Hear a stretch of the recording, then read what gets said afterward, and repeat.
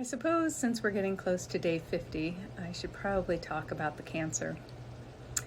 I was diagnosed with malignant melanoma a couple months ago, had surgery and had the spot removed. All the margins are clear, and the lymph node biopsy was clear that they did. So I don't need any other treatment right now, just I have to have skin checks every 3 months. Malignant melanoma is something that can become very serious very quickly. And right now it doesn't look like it has spread, and so we got it early enough. But of course, there's always the chance that other types of cancer will appear down the line. What I don't want is people sending me lots of messages of pity and, oh, I'm so sorry you're going through this. I don't need that. I appreciate it, and I appreciate the love and concern that people have, but really, I just wanted to talk a little bit about how much a diagnosis like that kind of F's with your head. I've always been someone who's been very thankful and happy about my life, and so I don't feel like I take things for granted, and even at that, there's no telling when any of us is going to go, right? It doesn't take a cancer diagnosis to take somebody out. And so I've always kind of lived my life like riding motorcycles and things like that, just knowing that there's no guarantees and life is short, right? But that being said, the knowledge that there could be something resident in my body that was kind of trying to slowly eat away at it was really concerning to me, especially as healthy and clean as I try to eat and live.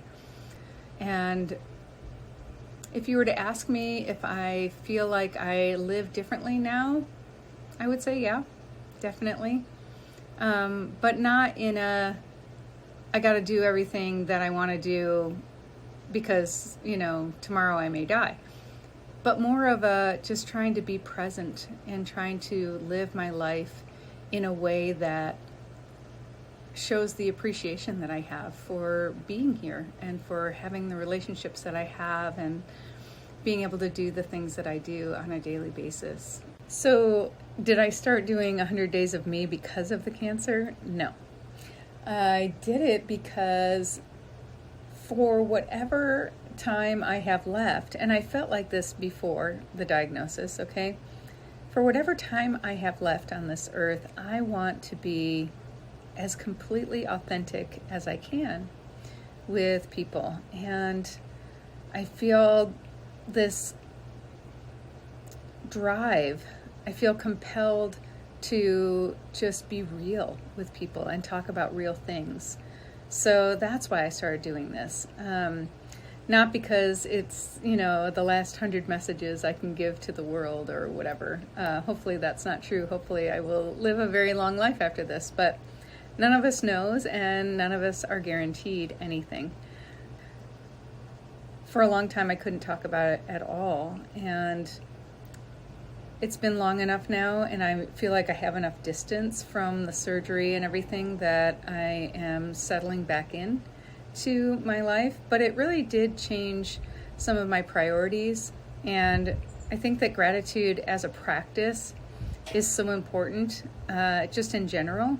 It really puts our focus on the right places. And so I try to be grateful for what I do have, because there are a lot of people who have it a heck of a lot worse than I do and have a lot more serious diagnoses that they're dealing with right now.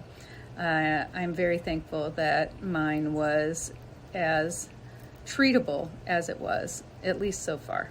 And the truth is, I have a lot of things to accomplish in whatever time I have left. I have amassed in my 56 years so much knowledge, and my desire is just to teach people, to share what I know and what I understand to be true about the world and our bodies and energy and things like that. So I have a real passion for continuing to teach to encourage people to be their best self. That's what people have done for me in the past, and it has meant the world. And so that's what I want to do for other people. I haven't even told my mom. And, at first it was because I wanted to see what we were up against and wait for the biopsy results and things like that. But then once I realized, she turns 86 on Tuesday. Once I realized that it was highly likely that I'm going to outlive her, I just didn't want to bother her. Not bother her. I just didn't want to worry her because she has a bit of dementia and her memory's not that good to begin with, and she tends to perseverate on things, and so it just isn't worth it to me. Anyway, if you are one of my family members and you're seeing this for the first time, you're not the only one I didn't tell. And please keep it to yourself. Thanks. I could live to be 100. And so could you. But either way, in that time, every day that I have left, I want to affect the world for better. I want to be the healer that I know that I was meant to be. I want to help other people and lead them out of difficult situations, just like other people led me out. And I just want to do good in the world.